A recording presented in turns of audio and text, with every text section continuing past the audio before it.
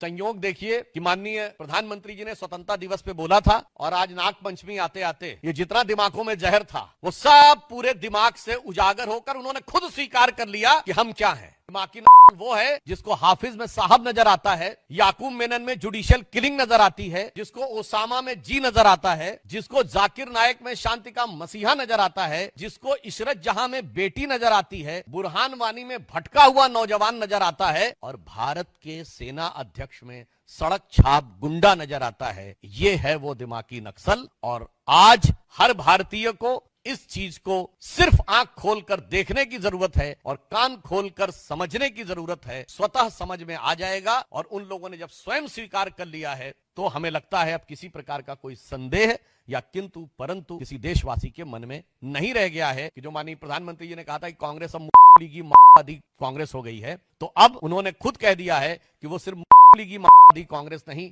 बल्कि दिमागी कांग्रेस भी हो गई है। ये उन्होंने स्वयं स्वीकार कर लिया है। आज हम सब आपके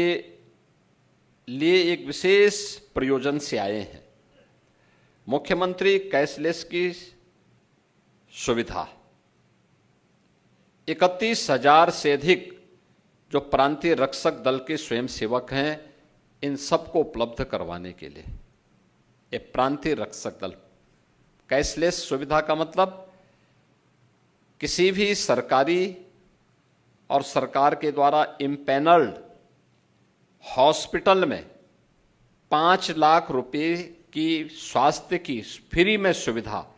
अब आपको भी प्राप्त हो जाएगी।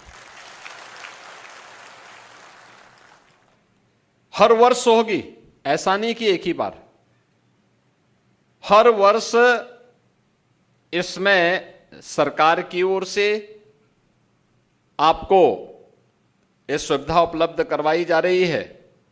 क्योंकि आपने जिस अनुशासन के साथ, जिस समर्पण के साथ और जिस सेवा भाव के साथ अपने कार्यों को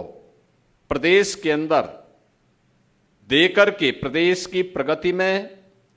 प्रदेश के आयोजनों को सफलतापूर्वक संपन्न करने में, बाढ़ हो या सूखा, महाकुंभ हो या दीपोत्सव का आयोजन, देव दीपावली हो या फिर रंगोत्सव का बरसाना का कार्यक्रम,